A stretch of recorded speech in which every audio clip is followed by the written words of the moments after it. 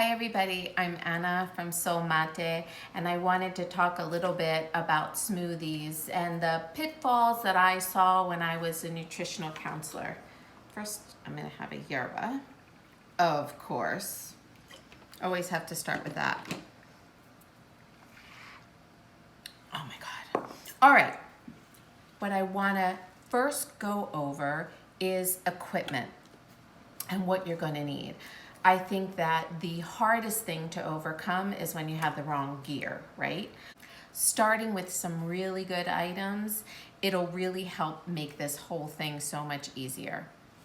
First up is a Vitamix, is the blender. Of course, you can use any blender that you have, but if you are going to do this as a lifestyle, can I suggest that you get a Vitamix?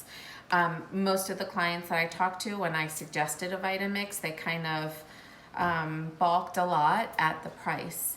But you can bring that price down by $100 if you get refurbished, and they do have refurbished on the site.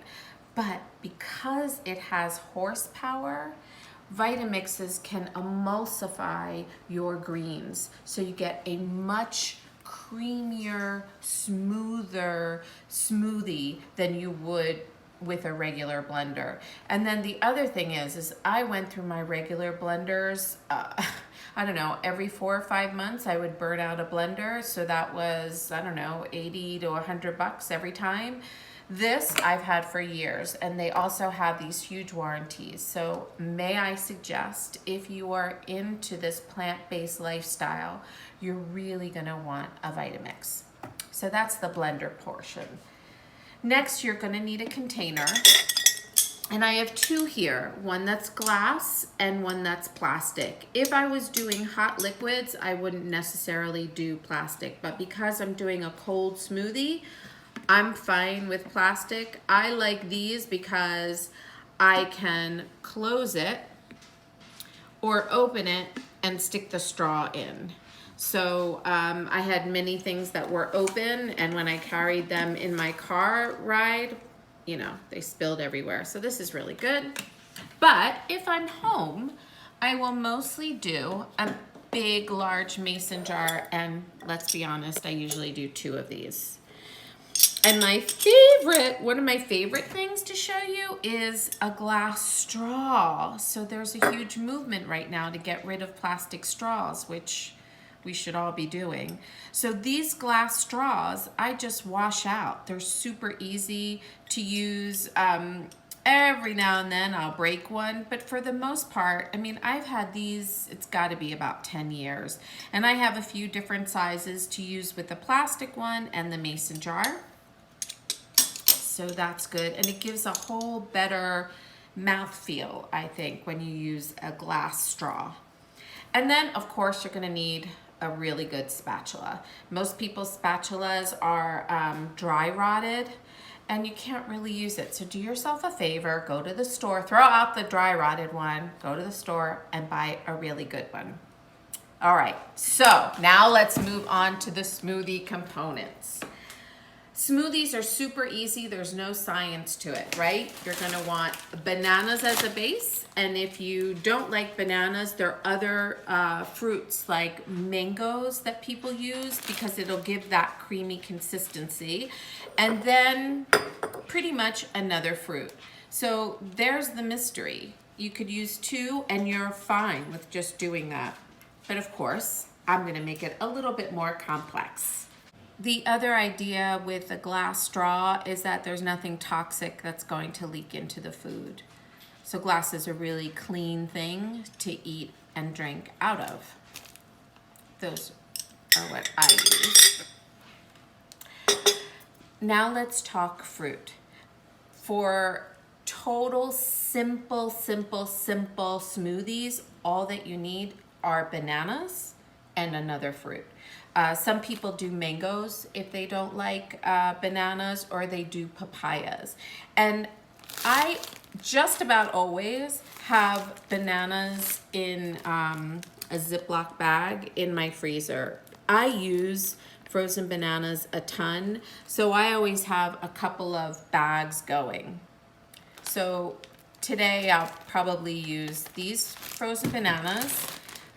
And then wild blueberries are something that medical medium who I watch often uses, but if not, any kind of organic berry is what I use.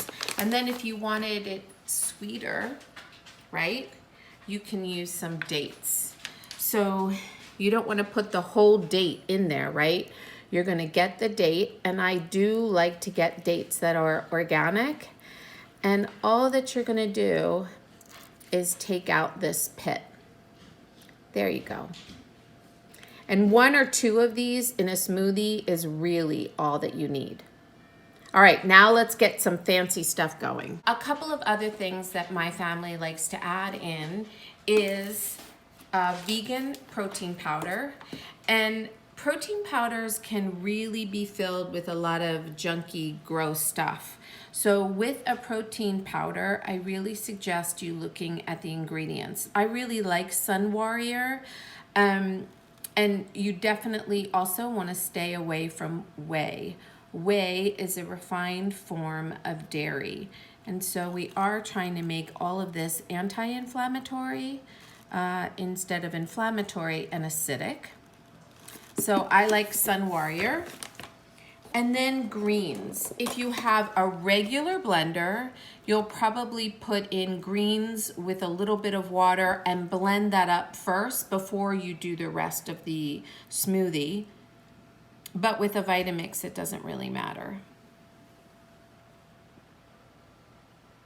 And then I also want to point out that with bananas, you want to make sure that they're ripe. And how you know that they're ripe is with freckles. If a banana has green on it, that means it's not ripe, and that'll give you kind of an acid buildup. So you might burp afterwards or be a little gassy. We don't want that. So I usually peel these and stick them in here. And these are the major components. Now let's put the smoothie together. What I usually do is put greens on the bottom.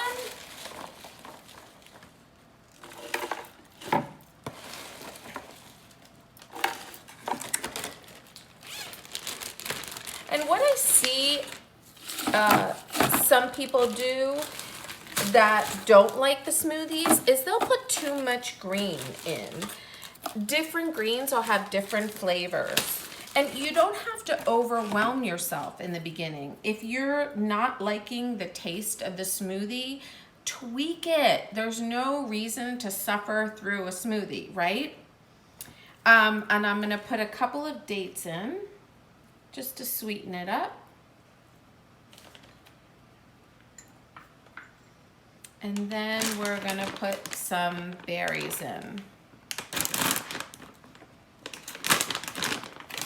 And I like using all frozen fruits because that way it's not all soggy and mushy. It makes a really thick, yummy, creamy smoothie. And the other good thing is that you can also freeze it and then eat it kind of like an ice cream later on.